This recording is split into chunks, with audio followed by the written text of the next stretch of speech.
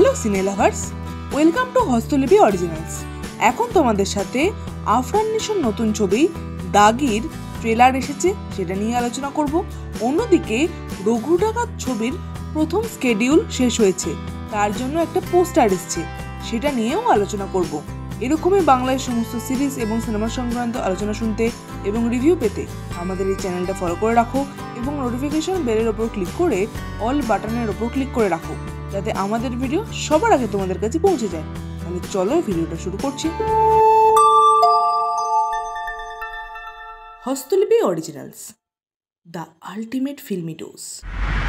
শিহাব শাহিন পরিচালিত দাগি ছবির ট্রেলার দেখে ছবির গল্প সম্বন্ধে যতটুকু বোঝা যাচ্ছে তা হলো আফরান নিশোর চরিত্র কোনো কারণে ফেঁসে গিয়ে জেলে যেতে হয়। 14 বছর পর যখন জেল থেকে বাড়ি ফেরে সমাজ পরিজন তাকে কেউ মেনে নেয় না।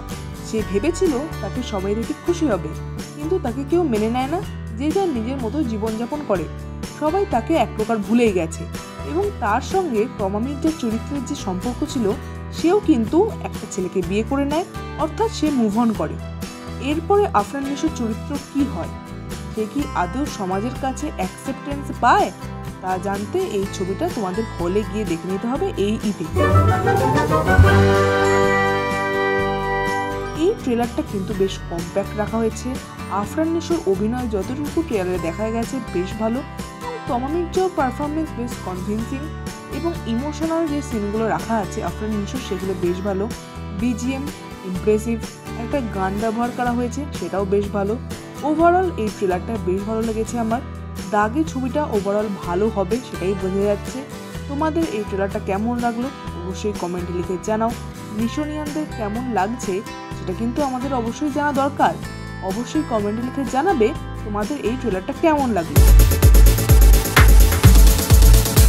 এরপরে কথা বলবো দেবের দুর্গাপুজোর ছবি রঘু ডাকাতের একটা পোস্টার নিয়ে। দেব এই পোস্টারটা দিয়ে জানিয়েছেন তাদের শুটিংয়ের প্রথম স্কেডিউল শেষ হয়েছে। এক কথায় এই পোস্টারটা কিন্তু বেশ ভালো লেগেছে আমার। চোখ বন্ধ করে দেবকে দেখা যাচ্ছে হাতে খাড়া নিয়ে। এই পোস্টারটার মধ্যে একটা ভাইবস দিচ্ছে যে এই ছবিটা কিন্তু দুর্দান্ত কিছু হবে। ওভারঅল এই পোস্টারটা আমার বেশ ভালো লেগেছে। এসবিএফ এর তরফ থেকে যে বড় কিছু ছবি আসছে সেটা এই পোস্টার দেখেই স্পষ্ট। তোমাদের এই পোস্টারটা কেমন লাগলো অবশ্যই কমেন্টে লিখে জানিও। আর আফরান নিশোর ট্রেলারটা অর্থাৎ দাগির ট্রেলারটা কেমন লাগলো সেটাও কমেন্টে লিখে জানিও। আর আমাদের এই ভিডিওটা লাইক করতে মিস করো না প্লিজ।